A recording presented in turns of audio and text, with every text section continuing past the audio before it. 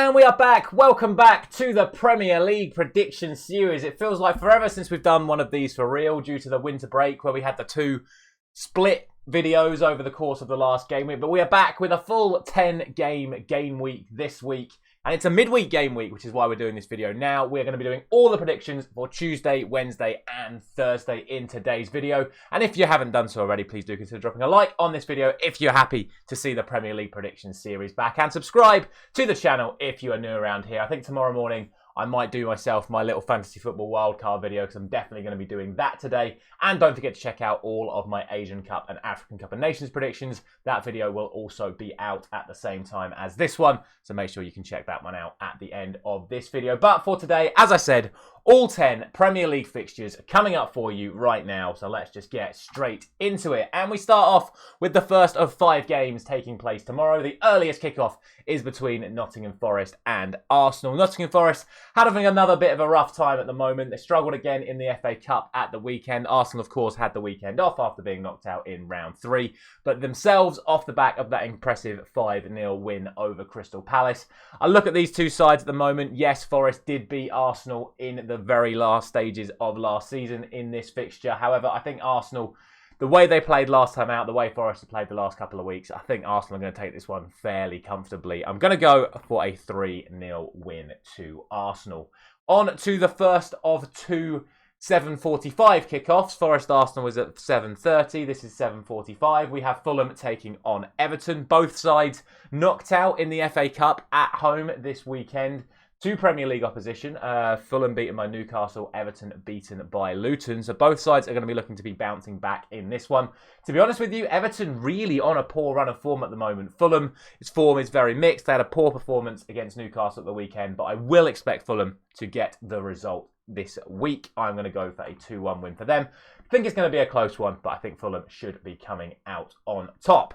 The other 7:45 kickoff tomorrow night is between two sides that won all Premier League ties in the FA Cup this weekend. Luton, as we just mentioned, beat Everton away. Brighton beat Sheffield United away. So both sides coming into this one with a little bit of momentum.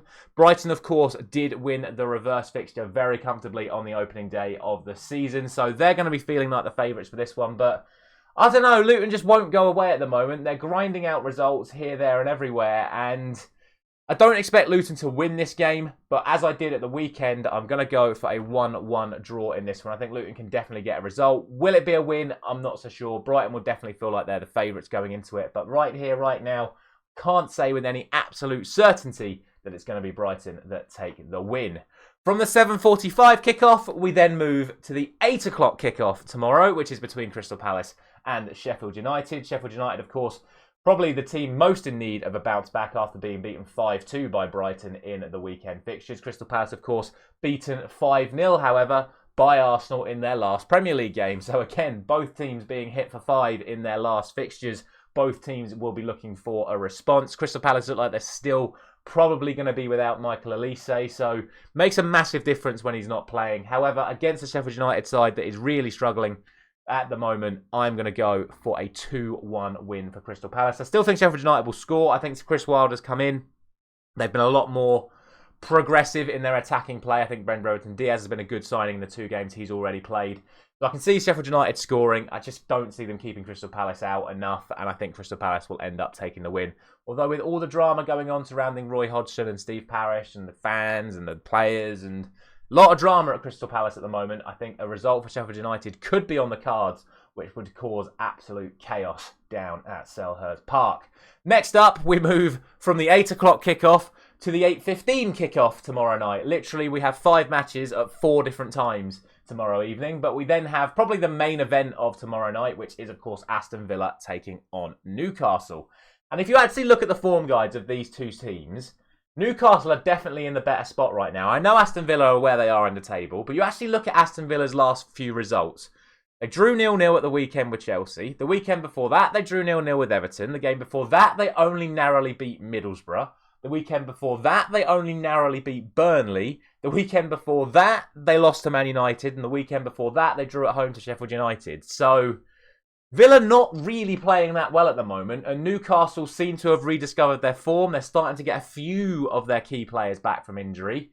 And they're starting to build a little bit of momentum. And obviously, let's not forget, on the first day of the season, Newcastle beat Aston Villa 5-1.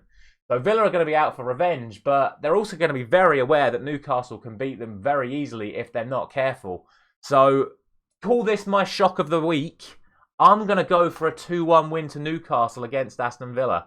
We'll see how that one goes. Villa, obviously, if they turn up, they could and probably should beat Newcastle. I've just got a little feeling it's going to be Newcastle that take the win in this one.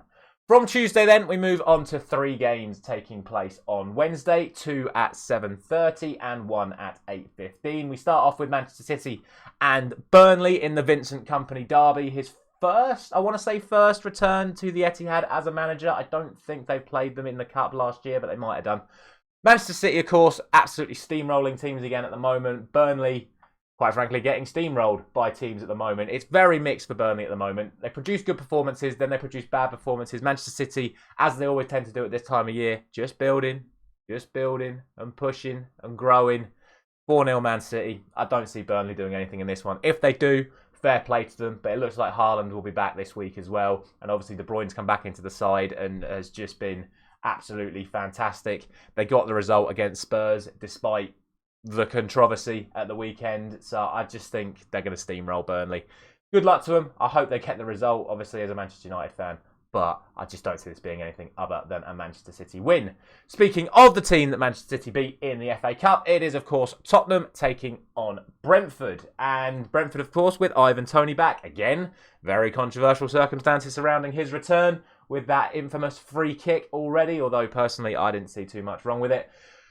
Tight one to call this one. I think Tottenham did play well against Manchester City and were arguably very unlucky not to get a result against them at the weekend. Brentford, like I say, got the result against Forest last time out. We know how Tottenham are going to play. They themselves have some key players back. Is Maddison going to go back into the starting lineup? I would expect him to for this game. So that's going to elevate them. It's going to elevate the crowd. Defensively, they're obviously much better against Manchester City with the likes of Van der Ven and Romero, etc., all coming back as well. I would expect Tottenham to take this one fairly comfortably. I'm going to go for a 3-2 win. Oh, I thought I was going to go for 3-1, but you know what? I'm going to stick by what I put down. I'm going to go for 3-2.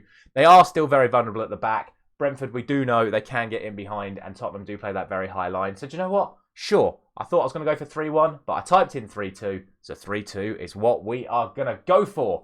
Finally, on Wednesday then, we have Liverpool taking on Chelsea. Probably the main event fixture of the entire week. Some would argue that Villa-Newcastle was a little bit more important, but if you actually look at league positionings, Liverpool and Chelsea are now both above, respectively, Villa and Newcastle. This is definitely the biggest game of the week. Liverpool, of course, still scoring goals for fun with or without Mohamed Salah. And as people correctly pointed out in the comments of my last video, Liverpool's results without Salah in the last couple of seasons have been 11 games, 8 wins and 3 draws. So it's not like they need him. They scored 5 against Norwich at the weekend. It did okay against Fulham in the Cup. Chelsea, though, have been playing some very good football themselves recently, scoring a lot of goals as well. So I think this is going to be quite a fun one. I'm going to go for 4-2 to Liverpool. We'll see what happens in it, but I expect Liverpool to end up coming away with the win. But you just never know. Chelsea, like I say, the way they're playing at the moment, the goals they're scoring, they could cause Liverpool some problems. But I think defensively themselves, they're going to be outdone by how strong Liverpool are going the other way.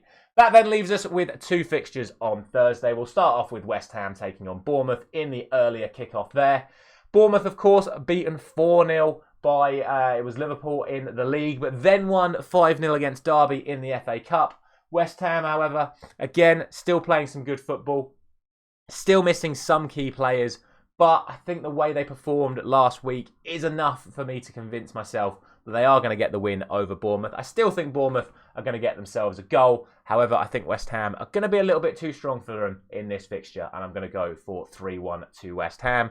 And then finally, the fixture I have been dreading to talk about throughout this entire video. It is, of course, Wolverhampton Wanderers taking on Manchester United. And if you missed my reaction to the Newport County video, then go and check that out now. It was a proper full-blown rant from me again last night after what was another embarrassing display from Manchester United, almost getting done over by a League Two side. Wolves, however, were absolutely comfortable in their victory over West Brom in the derby in the FA Cup at the weekend. So I have to sit here and say I think Wolves are going to win this game. I'm going to go for 2-1 to Wolves. I don't think Manchester United have the capabilities. Well, they certainly have the quality, but not the actual cohesion to beat a side like Wolves right now. Wolves are obviously very unlucky not to get a result at Old Trafford in the opening day of the season, and I just think Wolves are going to win this game. I really do.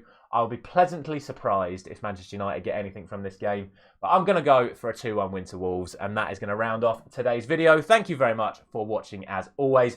Don't forget to check out my AFCON and Asian Cup predictions video, which will be available for you now as well, and leave a comment down below with all of your thoughts on today's predictions. Thank you very much for watching once again. I'll see you very soon.